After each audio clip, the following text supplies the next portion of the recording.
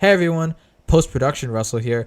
So it turns out the audio got messed up for this video. I did not set up my microphone settings correctly before filming the video. So if you do hear like wind sounds in the background and my voice simply just not being as loud as it typically is, that's because I messed up my microphone options. That's on me and I sincerely apologize.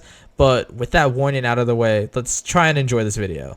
Week 12 of Big Brother 26 has come and gone, and with the finale literally being within arm's reach, you know that these house guests are going to say whatever they need or win whatever competitions necessary to earn their spot on finale night. But how did it all break down? Well, that's why I'm here. In this video, I'm going to be recapping the events of Week 12 of Big Brother 26 and giving my updated power rankings. So with all of that preamble out of the way, it is the one and only RJ21 here, and let's get into the Big Brother 26 Week 12 recap and power ranking. Week 12 starts off with the Hidden Agenda HOH competition, which has the house guests being presented with a screen of gibberish code. However, hidden somewhere within that code is Ainsley's hidden message. The house guests have to correctly identify which area of the screen the message is in and buzz in that area. The first house guest to buzz in the correct area within a given round will earn a point.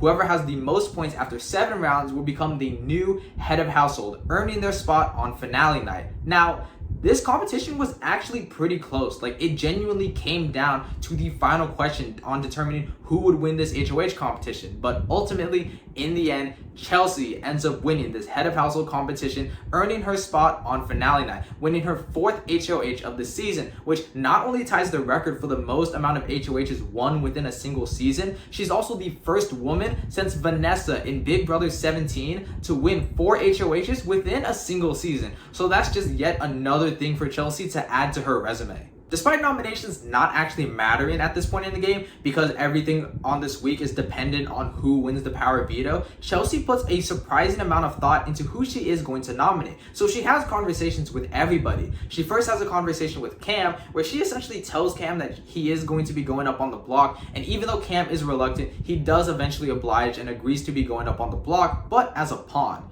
Chelsie then has a conversation with Rubina, where she is floating around the idea of her not putting Rubina up on the block because she does want to build that good favor. So in the unlikelihood that Rubina does end up staying, Rubina would feel inclined to bring Chelsie to the end in comparison to other house guests such as Makensy or Cam.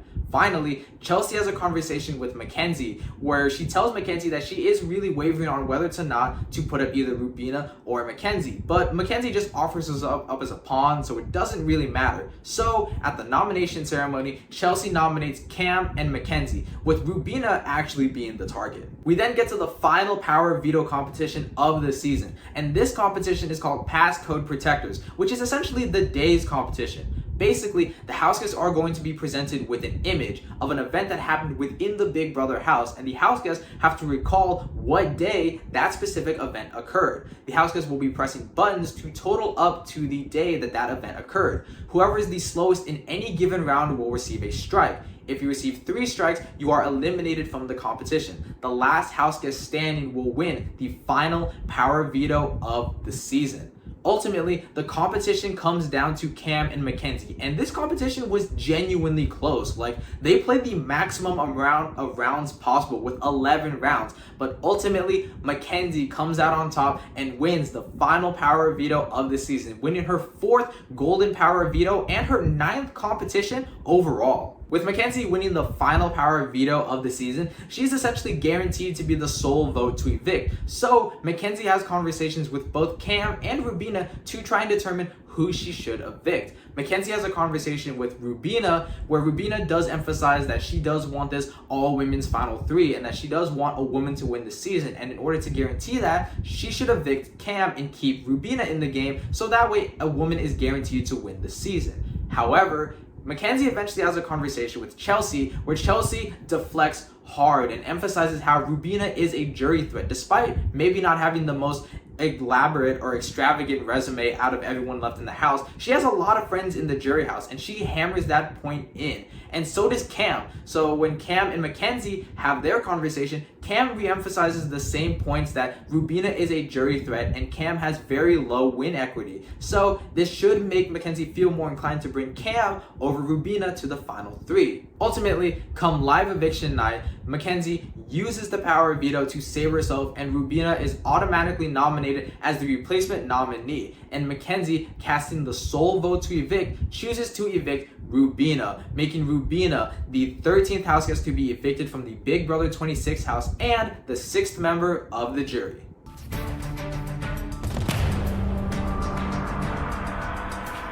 Now it's time to get into the power rankings. At number 4, the most recently evicted house guest, we have Rubina. And as a fellow Filipino, it is very unfortunate to see Rubina go. I mean, it was amazing having some sort of Filipino representation on the season and to see how much she wore that nationality with pride and how much she openly talked about how she wants to be a representative for the community. I absolutely loved and adored her and supported her in that journey. However, in terms of the game she played, not the greatest in the world. Even like looking at just this round, the final 4 round alone, Rubina played this about as poorly as she could have. I mean, after Makensy wins the power veto, Rubina does not talk to Makensy about the vote until Wednesday, which for those of you who don't know, Wednesday is literally the day before the eviction night. So Rubina literally talked to Makensy about the vote the night before the actual eviction. Like, she had all of that time and she chose to talk about it at the last minute. And she just emphasized a lot of the points she emphasized in the last week when she was campaigning against Chemo to stay, about how she wants a woman to win this season and how she wants to guarantee a woman wins. And in order for that to happen, they need to have an all-women final 3, which has never happened before, except for the fact that it has happened before in Big Brother 6, 20 seasons prior. So the fact that Rubina isn't even knowledgeable enough about the history of Big Brother to get her facts straight in her own campaign is frustrating enough. I mean, not everybody's going to be a huge super fan and not everybody needs to know everything. But if you are going to be bringing up major historical moments like that, I feel like you should know the history of that, at least in that sense. If you're going to be talking about something so important and something so meaningful. So in that sense, it was pretty bad. But even then, when she was campaigning for that, Makensy didn't even fully believe Rubina because Rubina used the same play when she was sitting on the block next to Chemo. And it almost came off as a bit exploitative. Now, I'm not saying that Rubina was being exploitative and trying to use that to her advantage, but the way that Makensy was perceiving it and the way that Chelsie was fanning the flame in that situation, it definitely came off as such to Makensy. And that's what made Makensy feel threatened by possibly bringing Rubina to the end. So in this round alone, Rubina made a lot of mistakes that ultimately contributed to her eviction. And even before that, like, she played a very passive game, like much more passive than I would personally prefer her to play. Like, it was honestly astonishing seeing how passively she played some points in the game. But nonetheless, I thought she was a really fun and energetic presence on the show. And while she didn't have the most game savviness and game sense, I thought she was still a lot of fun to have on the season. But unfortunately, she has been evicted and she now ends up here at number 4. Loser. I'm just a loser. Now it's time to get to the players that are actually still in the game. I do want to emphasize that for this specific power ranking, because we are literally like moments away from the finale, I want to emphasize that this power ranking is more so based on how likely they are to make it to final 2. Not necessarily how likely they are to win the game, but more so just how likely are they to actually make it to final 2. Because even if you have the most win equity in the world, if you have very little chance of making it to the final 2, then it doesn't really matter. So this power ranking is going to be based on how likely they are to make it to final 2. But with all of that being said, at number 3, the house guest I believe to be in the worst position as of week 12 is Cam. And I feel like that's pretty obvious. I mean, Cam is very clearly on the outs of that trio. I mean, Chelsie and Makensy have gotten really close with one another. And with all of them essentially going back to back on HOHs with Chelsie and then Makensy and then Chelsie and then Makensy, like just the two of them going back to back on HOHs, they've definitely cultivated a much stronger bond. And unfortunately, that does leave Cam on the outs. I firmly believe that Cam needs to win this final HOH in order to make it to the final two, because Cam does not simply have that strong of a relationship with the other two. Now, even though Cam doesn't have a very likely chance of making it to the final two, even if he does make it to the final two, I still think he has a very, very minuscule chance of winning this game. Even if Cam miraculously wins the final HOH and decides to actually make a huge power move in the game by voting to evict Chelsie at the final three, I still don't think that's going to be enough, because not even everybody in the jury believes that Chelsie is the biggest threat to win this game, or Chelsie is the biggest jury threat in that sense. So maybe that won't actually resonate with the jury as much as he thinks. So maybe, I think if Cam were to win the final HOH, he would essentially be like the deciding person on, oh, who am I going to give the win to this season? And that's a really bad position for Cam to be in. But even besides that, Cam needs to win this final HOH in order for him to actually make it to the final two. And because of that, I have him here at number 3. I am happy that Chelsie won this HOH, but I really thought that this HOH was gonna be my HOH, and this would have been the one that would have set my game up the best. It is super aggravating and it's super frustrating. At number 2, I have Makensy, and Makensy surprisingly has a pretty decent chance at making it to the final two. Obviously, if Makensy wins the final HOH, she's going to final two. But if Chelsie wins the final HOH, at this point, it seems like she is pretty likely to bring Makensy to the end. So Makensy essentially has a 2 out of 3 chance of making it to the final two. And I think that's going to be pretty good for her in that sense. However, in terms of like her jury equity, I think she most likely loses sitting in the final two next to Chelsie. Like, I think maybe Chelsie doesn't completely sweep her like 7-0, but I think Chelsie most likely wins that scenario, which is definitely bad for Makensy.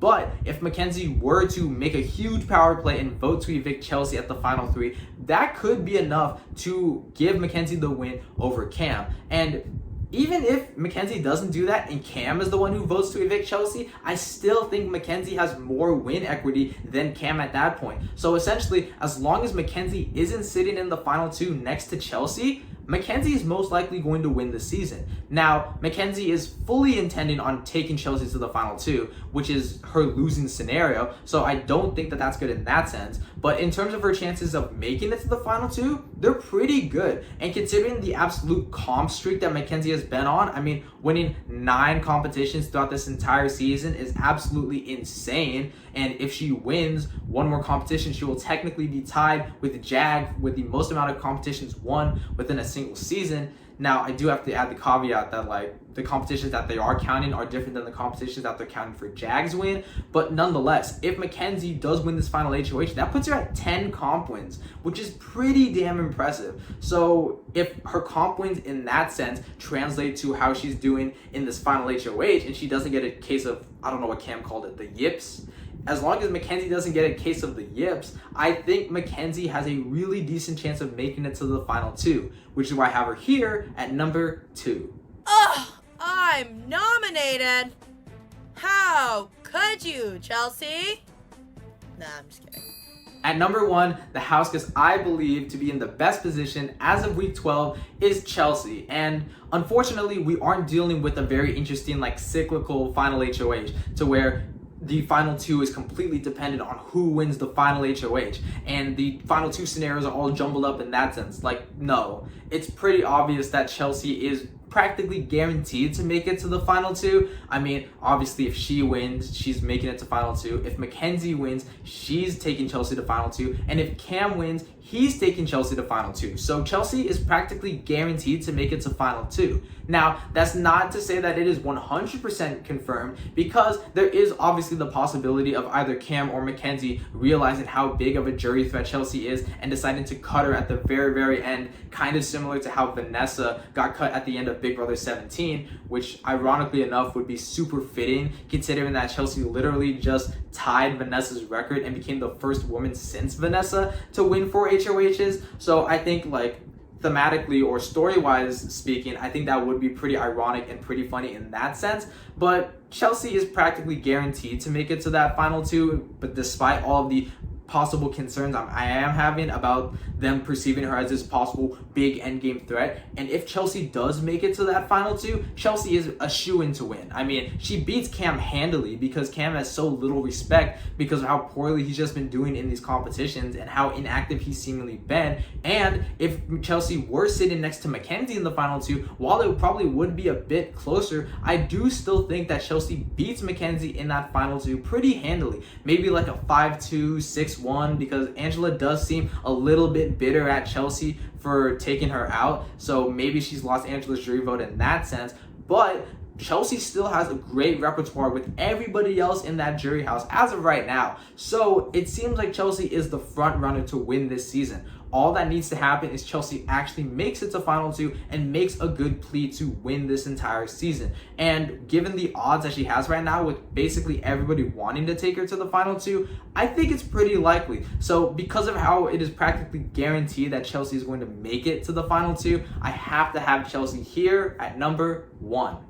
Your girl just made it to finale night, baby! 4th HOH, final 3, let's go! Ah!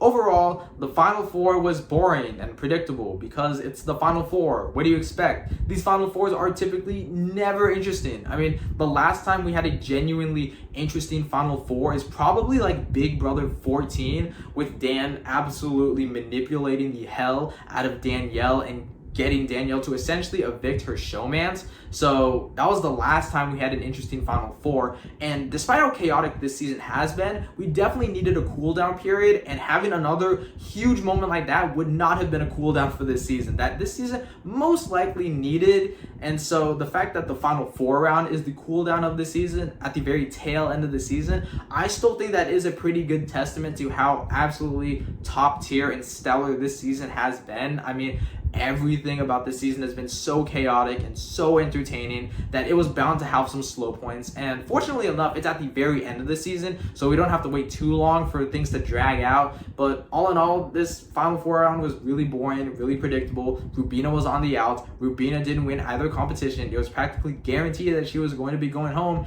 and she does end up going to the jury house. So it was pretty straightforward in that sense, but hopefully the finale does pick up some steam, and we hopefully do have some sort of like final entertaining moments in that sense. But those are just my thoughts. Leave your thoughts in the comment section down below. Be sure to like, subscribe, and share with your friends if you have any of those, and I'll see you all in the next video. Peace. No shout out to your dogs in the crib? What?